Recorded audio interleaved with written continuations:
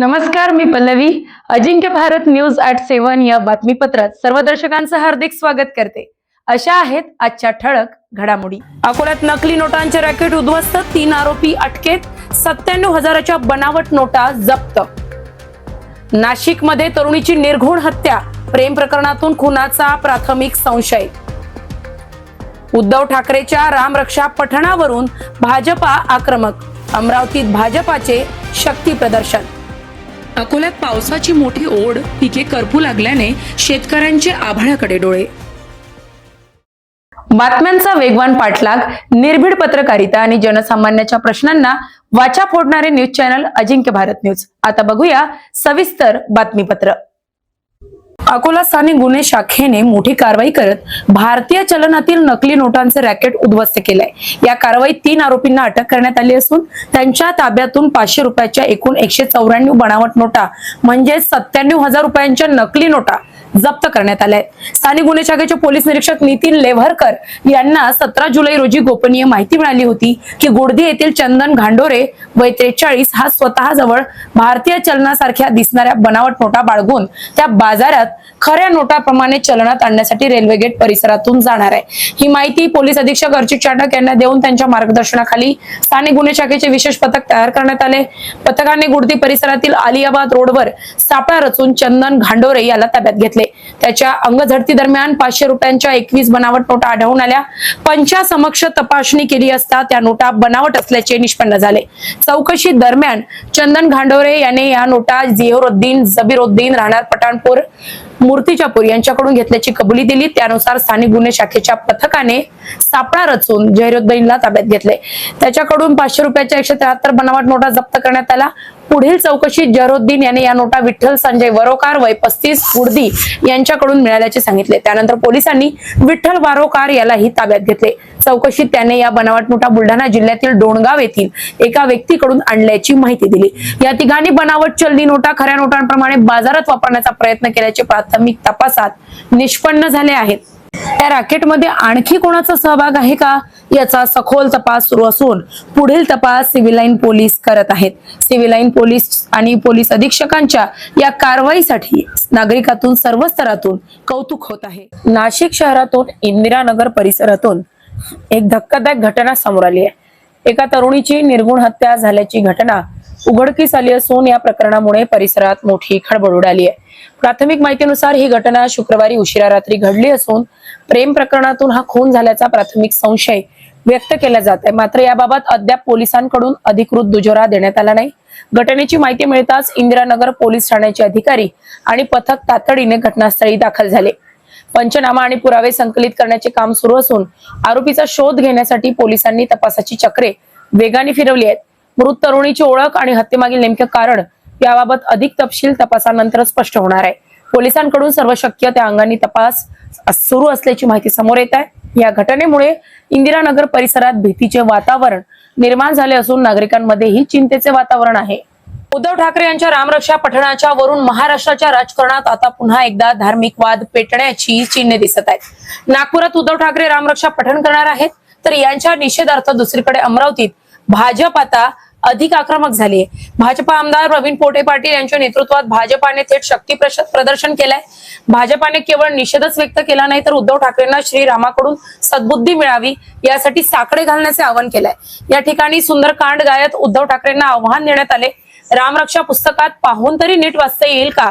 उद्धव को सन्मती सद्बुद्धी दे भगवान. श्रीरामाचे अस्तित्व नाकारणाऱ्या, हिंदुत्व सोडणाऱ्या शिवसैनिका प्रमुखांचा विचार सोडणाऱ्या उद्धवजींना सद्बुद्धी दे रे देवा, जो नहीं राम का वो नहीं काम का असा बॅनरवर उल्लेखही करण्यात आला.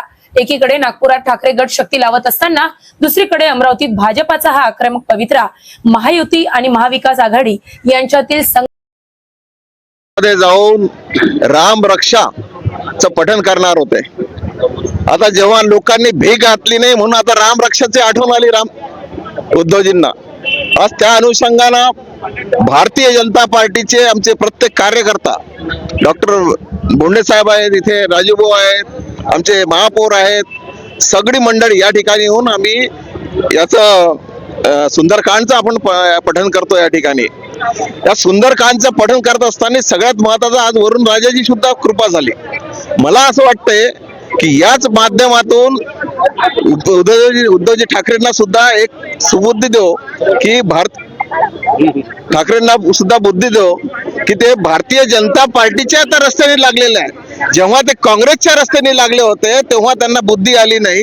जेव्हा रामाचं त्या ठिकाणी आपण भूमिपूजनासाठी आपण स्थापना करण्यासाठी जेव्हा तिथे गेलो त्या ठिकाणी यांनी आपलं जाण्याचं टाळलं. फक्त आपल्याला सत्ता मिळाली पाहिजे यासाठी त्यांनी हे काम केलं होतं. आज मला असं वाटतंय की उद्धवजींनी सगळ्यांना त्या ठिकाणी आमचे नागपूरचे भागवत साहेब असो की आमचे मुख्यमंत्री असो सगळ्यांना त्यांनी सांगितलं होतं की मी या ठिकाणी पठण करणार आहे, तुम्ही या ठिकाणी या.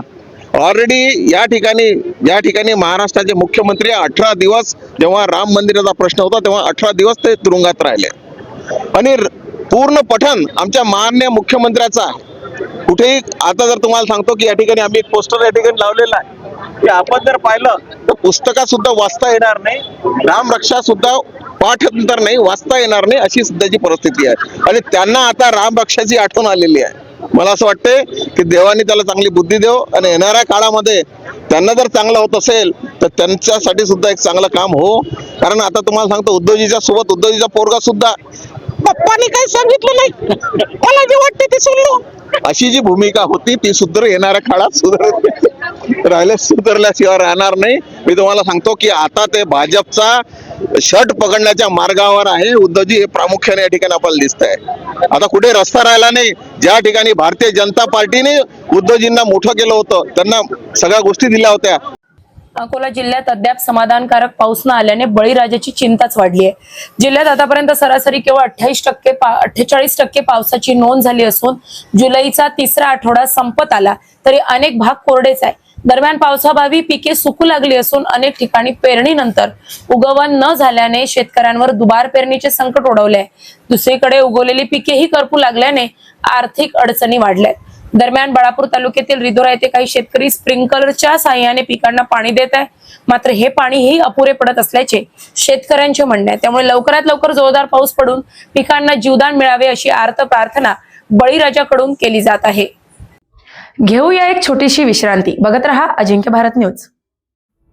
आजचा अजिंक्य भारत ई पेपर वाचलात का? देश विदेश राज्य जिल्ह्यांनी आपल्या परिसरातील घडामोडी आता तुमच्या बोटांच्या टोकावर.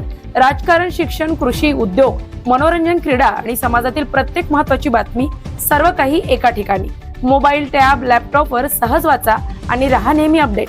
आजच भेट द्या आमच्या संकेतस्थळाला www.ajinkyaBharatnews.com आणि जोडा स्वतःला सत्य, विश्वास आणि वेगवान पत्रकारितेशी. अजिंक्य भारत वृत्तपत्र, बातम्यांचा वेगवान पाठलाग. विश्रांतीनंतर सर्व दर्शकांचं अजिंक्य भारत न्यूज @7 या बातमीपत्रात पुन्हा एकदा मी पल्लवी हार्दिक स्वागत करते. अकोला शहरातील डाबकी रोडवर सुरू असलेल्या रस्ता रुंदीकरणाच्या कामामुळे अनेक वर्षापासून नागरिकांना सावली आणि पर्यावरणाचा आधार देणारे महाकाय वृक्ष हटवण्यात आले. या घटनेमुळे स्थानिक नागरिक आणि पर्यावरण प्रेमीमध्ये हळहळ व्यक्त केली जात आहे. डाबकी रोडवरील रस्ता रुंदीकरणाचे काम शहराच्या विकासाच्या दृष्टीने महत्त्वाचे मानले जात असले तरी विकास आणि पर्यावरण यामध्ये समतोल राखण्याची गरज पुन्हा एकदा अधोरेखित झाली आहे. अनेक दशकांपासून उभे असलेले वृक्ष उन्हाळ्यात प्रवासी, पादचारी आणि स्थानिक नागरिकांना मोठा दिलासा देत होते. वृक्ष हटवल्याने परिसरातील तापमान वाढण्याची तसेच पर्यावरणीय परिणाम होण्याची शक्यता व्यक्त केली जात आहे. नागरिकांचे म्हणणे आहे की शहराचा विकास आवश्यक आहे, परंतु त्याच वेळी पर्यावरण संवर्धनालाही तितकेच महत्त्व दिले गेले पाहिजे. संबंधित यंत्रणांनी तोडण्यात आलेल्या वृक्षांच्या बदल्यात मोठ्या प्रमाणावर वृक्षारोपण करून त्याचे योग्य संवर्धन करावे अशी अपेक्षा नागरिकांकडून व्यक्त होत आहे. विकासही हवा आणि पर्यावरणही जपले गेले पाहिजे असा संदेश या घटनेच्या निमित्ताने समोर येत आहे. भविष्यात अशा विकासादरम्यान पर्यावरणपूरक उपाययोजनांवर अधिक भर देण्याची गरज नागरिकांनी व्यक्त केली आहे. अजिंक्य भारत न्यूज प्रतिनिधी मुकेश ढोके, अकोला. लडाखचे ख्यातनाम शिक्षण तज्ज्ञ आणि सामाजिक कार्यकर्ते सोनम वांगचुक यांच्या देशहिताच्या प्रमुख मागण्यांसाठी आज सोनम वांगचुक सपोर्ट समिती मलकापूर यांच्या वतीने शहरात एक भव्य निषेध मोर्चा काढण्यात आला. दुपारी 11 वाजता स्थानिक डॉक्टर बाबासाहेब आंबेडकर पुतळ्यापासून सुरू झालेला हा मोर्चा उपविभागीय अधिकारी कार्यालयावर धडकला. या मोर्चात मलकापूर शहरातील विविध समाजसेवा संघटना, राजकीय पुढारी, डॉक्टर, वकील, पत्रकार आणि मोठ्या संख्येने नागरिक सहभागी झाले होते. या सरकारचं करायचं काय, खाली डोकं वर पाय अशा जोरदार घोषणा देत आंदोलकांनी परिसर दणाणून सोडला. केंद्र सरकारच्या धोरणाचा तीव्र निषेध करण्यात आला. मुख्य मागण्या आणि निवेदन याप्रमाणे होते की केंद्रीय शिक्षण मंत्र्यांचा राजीनामा हवाय. नीट सारख्या उच्च शिक्षण क्षेत्रातील प्रवेशासाठीच्या अत्यंत महत्वाच्या परीक्षेत झालेल्या पेपर फुटी प्रकरणाची नैतिक, प्रशासकीय, राजनैतिक जबाबदारी स्वीकारून केंद्रीय शिक्षण मंत्री धर्मेंद्र प्रधान यांनी त्वरित राजीनामा द्यावा. लडाखला पूर्ण राज्याचा दर्जा असावा. सोनम वांगचुक यांच्या प्रदीर्घ आंदोलनाची दखल घेऊन लडाखला पूर्ण राज्याचा दर्जा देण्यात यावा. घटनेच्या 6व्या परिशिष्टात त्यांचा समावेश करावा. निवेदनात पुढेही इशारा देण्यात आले की केंद्र सरकारने या लोकशाही मार्गाने केलेल्या मागण्यांची त्वरित दखल न घेतल्यास 15 ऑगस्ट पासून देशभर तीव्र आंदोलन व उपोषण छेडण्यात येईल. यावेळी advocate Sahebrao More, doctor Kolte, doctor Jadhav, advocate Raval, Hiwale, Sambhaji Shirke, Harish Raval, Gajanan Thosar, advocate Patil, advocate Snehal Tayde, Raval, Dattaji Hiwale, Ashatai Phadtole, Mangalatai Patil, Rashid Khan Jamadar, Dnyandev Tayde, वकील संघटनातील पत्रकार हरी गोसावी, हनुमान जगताप, प्रवीण राजपूत, अजय टप, अनिल गोठी, कैलास काळे, करण झनके इत्यादी उपस्थित होते. अजिंक्य भारत प्रतिनिधी कैलास काळे, मलकापूर. अकोला अन्न व औषध प्रशासन विभागाने MIDC भागातील एका गोदामावर छापा टाकून मोठ्या प्रमाणात बनावट गुटखा तयार करण्यासाठी लागणारा कच्चा माल, पॅकिंग साहित्य, इतर साहित्य जप्त केले होते. या कारवाईत सुमारे 1.25 कोटी रुपयांचा मुद्देमाल हस्तगत करण्यात आला आहे आणि हा विषय राज्यभर गाजतोय. या प्रकरणी MIDC पोलिसांनी विविध कलमान्वये गुन्हा देखील दाखल केला असून आरोपीचा शोध आणि तपास सुरू आहे. या गुन्ह्यात अकोला महापालिकेत कंत्राटी पद्धतीने कार्यरत असलेले एका कनिष्ठ अभियंता यांचाही समावेश असल्याची माहिती समोर आली आहे. सूत्रांकडून मिळालेल्या माहितीनुसार हा कनिष्ठ अभियंता माजी उपमहापौर यांचा भाचा असल्याचे सांगण्यात येत आहे. तसेच ज्या गोदामात बनावट गुटखा तयार करण्यात येत होता ते गोदाम यांच्या मालकीचे असून भाडे तत्वावर गौरव नामक व्यक्तीला देण्यात आले होते. यासाठी संबंधित भाडेकरासह आवश्यक कागदपत्रांची पूर्तताही करण्यात आल्याची माहिती समोर येत आहे. दरम्यान या प्रकरणात गोदाम मालकाची नेमकी जबाबदारी काय, तसेच त्यांना या बेकायदेशीर कारवाईची माहिती होती का, याचा तपास पोलीस आणि अन्न औषध प्रशासन विभागाकडून केला जात आहे. या संपूर्ण प्रकरणातील पुढील तपास MIDC पोलीस करीत आहेत. अकोला जिल्ह्यातील पातूर तालुक्यातील आलेगाव येथे एका खासगी विहिरीतील पाणी सतत 3 दिवसांपासून उबदार लागत असल्याने ग्रामस्थांमध्ये आश्चर्य आणि उत्सुकतेचे वातावरण निर्माण झाले. अरुण मुर्तडकर यांच्या मालकीच्या या विहिरीतील पाणी पिण्यासाठी व घरगुती वापरासाठी नियमित वापरले जाते. मोठ्या प्रमाणात पाणी उपसल्यानंतर झऱ्यातून भरून आलेले पाणीही उबदारच असल्याचा दावा विहिरी मालकांनी केलाय.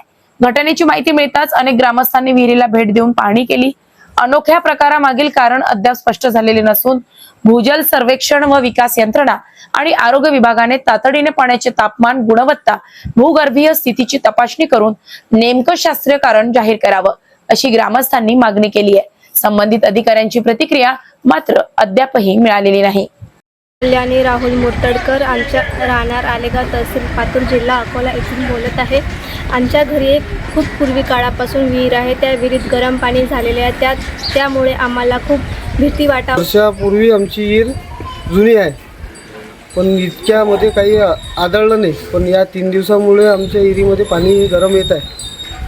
अकोल्याच्या बार्शी टाकळी नगरपंचायतीच्या प्रभाग क्रमांक 2 मध्ये रस्ते आणि पाणी समस्येवरून नागरिकांचा संताप उफाळून आलाय. दरम्यान रस्ते कामात अनियमितता करून मोठ्या प्रमाणात भ्रष्टाचार झाल्याचा आरोप नागरिकांनी केलाय. माहिती अधिकारांतर्गत 8 ते 9 महिन्यांपूर्वी मागवलेली माहिती अद्याप न दिल्याने नागरिकांनी सुरू असलेले रस्ते काम रोखत मुरुमांची ट्रॉली आणि JCB सुरू असलेले काम अडवलं. माहिती अधिकाऱ्यांची संपूर्ण माहिती जाहीर केल्याशिवाय विकास कामे होऊ देणार नाही असा इशारा नागरिकांनी दिला. या प्रकरणी आज जिल्हाधिकाऱ्यांकडे निवेदन देऊनही कारवाई न झाल्याचा आरोप करण्यात आलाय. दरम्यान सामाजिक कार्यकर्ते सम्राट ढोले यांनी आज चक्क पोलिसांसमोर अंगावर पेट्रोल ओतून आत्मदहनाचा प्रयत्न केल्याने खळबळ उडाली. मात्र रस्ते कामातील भ्रष्टाचार, माहिती अधिकाराबाबतच्या आरोपांवर बार्शी टाकळी नगरपंचायत प्रशासनाची अधिकृत भूमिका अद्याप समोर आलेली नाही. जोपर्यंत न्याय मिळणार नाही तोपर्यंत असेच आंदोलन सुरू होईल असा पवित्रा आंदोलनकर्त्यांनी घेतला. हे वार्ड क्रमांक 2 इथं मी पाण्याच्या समस्येसाठी गल्लीपासून दिल्लीपर्यंत गेलेलो आहो.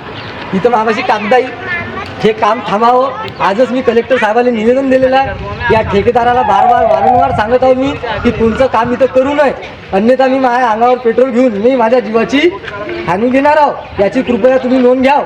अकोला जिल्ह्यातील अकोट येथील श्री संत वासुदेव महाराज ज्ञानपीठ संस्थेच्या वतीने गेल्या 17 वर्षापासून श्री क्षेत्र अकोट ते श्री क्षेत्र पंढरपूर असा पायदळ पालखी सोहळा अखंडपणे सुरू आहे. यंदाही संत वासुदेव महाराजांची पालखी विठ्ठल भेटीसाठी पंढरपूरकडे मार्गस्थ झाली असून या वारीत भक्तीसोबत समाजसेवा, पर्यावरण संवर्धनाचा अनोखा संदेश दिला जात आहे. वृक्षवल्ली आम्हा सोयीरे वनचरे, पक्षी ही सुस्वरे आळविती या संत तुकाराम महाराजांच्या अभंगांचा आदर्श समोर ठेवत संस्थेचे विश्वस्त अनिल कोरपे यांनी पालखी मार्गावरील गावोगावी वृक्षारोपण करण्याचा संकल्प केलाय.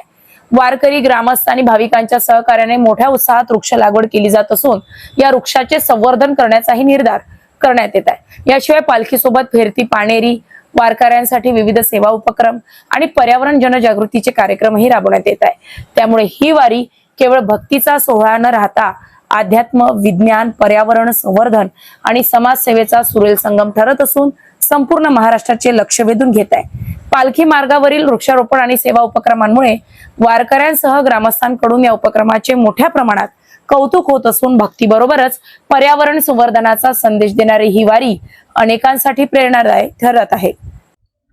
विदर्भ ते महाराष्ट्र यामधील वेधक आणि वेचक बातमीपत्र खास आपल्यासाठी बघत रहा अजिंक्य भारत न्यूज. आमच्या युट्यूब चॅनलला आपण अद्यापही सबस्क्राईब केलं नसेल तर सबस्क्राईब करा आणि बेल आयकॉनला क्लिक करा.